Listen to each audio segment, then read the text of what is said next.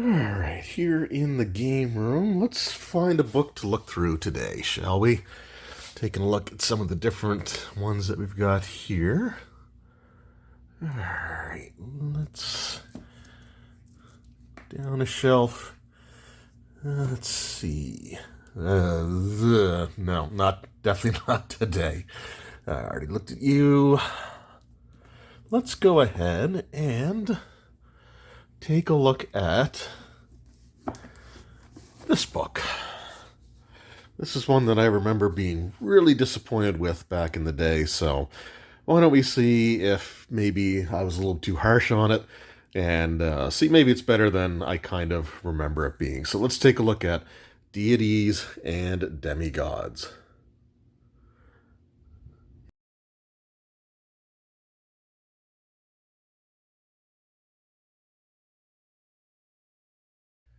All right, so here we have Deities and Demigods. This was a book that I just remember being really underwhelmed with when I first ended up picking it up. When I got this book, it was in 2003, around the time that 3.5 was coming out. I was kind of rushing to get some of the 3.0 books that I was interested in but never picked up at the time because I knew that they were going to be out of print. I also picked it up because one of my favorite books that I've had prior to picking this one up was the Faiths and Pantheons book for the Forgotten Realms. And if you didn't have this book, what was really cool about this one is, it has a lot of like stat blocks and stuff like that for the major deities, but you got these huge write-ups, or at least huge for a book that's filled with, hundreds of different deities from different pantheons, stuff like that. But you got, a page worth of right up there, and then you had their stat blocks, of course, because you needed their stat blocks.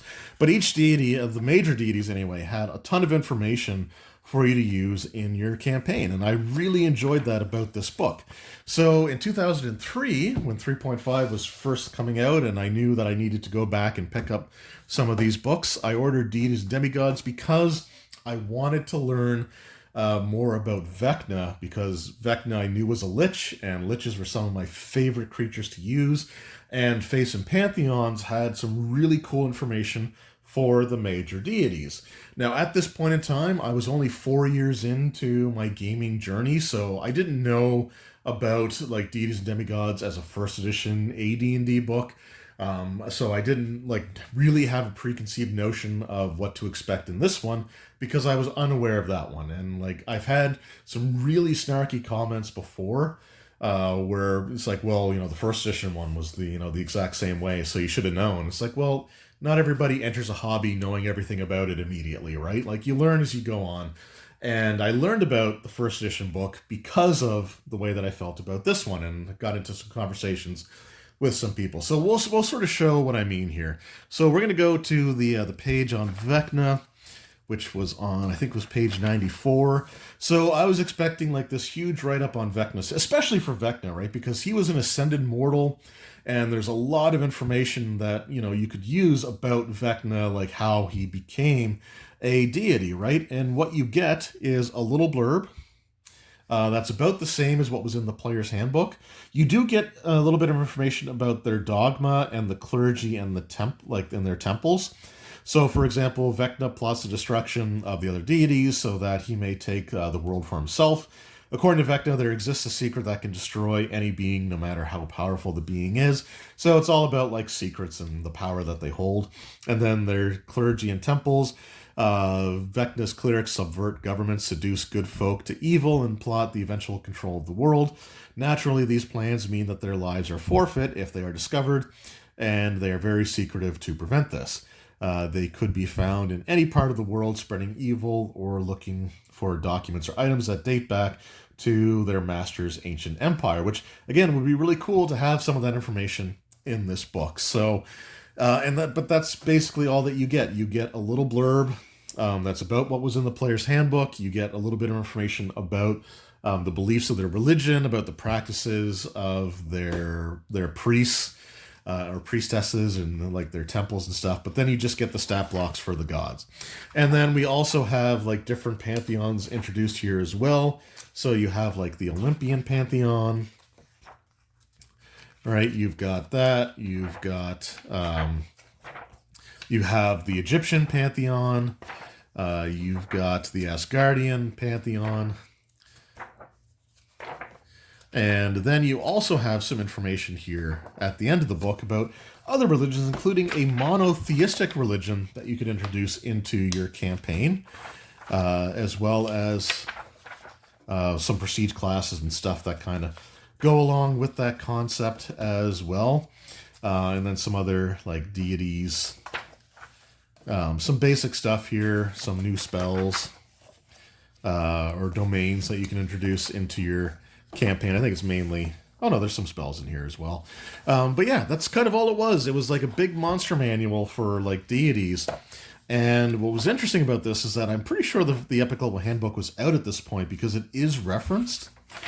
But the characters, like the deities, I don't think they actually have any like epic level feats or things along those lines that they've selected. Where's their feats? Maybe they have, but no, I think they're just from this book here. So anyway, it just really felt like it's just a big monster manual for like campaign threats, like Hextor, 20th level cleric, 20th level fighter, 20 hit dice of outsider because most deities had that, and then like their class hit dice. Unlike regular characters, the deities get hit dice for each of their levels, even though it goes beyond 20. But yeah, I mean, I don't know. I was just like really underwhelmed with this because like I wasn't going to use this. Maybe it does use the Epic Level Handbook. But anyway, I felt really underwhelmed with it. And for years, I would consider this to be amongst my least favorite books that I've owned. Because of that like disappointment way back in 2003, and it was years after I got this book the first time and felt that disappointment before I ever looked at it again. So looking at it now in 2024, I do feel a little bit different about it. I mean, the fact is it's still basically a monster manual with these epic level threats that if you want to use in your campaign, you can. Although there are creatures in the Epic Level Handbook that could absolutely wipe the floor with gods, which is crazy to think of as far as I'm concerned. But there is some cool stuff in here, especially if you homebrew your settings. There's some really great information in the first couple of chapters about sort of creating gods, creating pantheons for your campaign setting, how the gods would interact with the mortals, why mortals would interact with the deities or why they would worship the deities. And then you've got some mechanical things about like how deities can, the more powerful they are, the higher divine rank that they have. The more things that they're capable of doing, the larger radius or the larger effect they can have on the material world if they ever step foot onto it.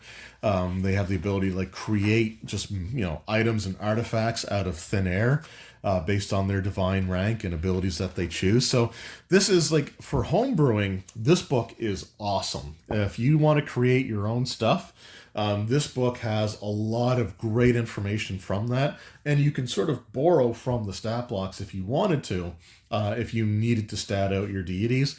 Although I will say that aside from like Vecna and Bane, which yes, they are my two favorite deities in like D&D mythology, I would say that I kind of like settings where the god's existence is more sort of nebulous. Like in Eberron, for example, the deities never interact directly with the world, so there is some mystery as to whether they exist or not.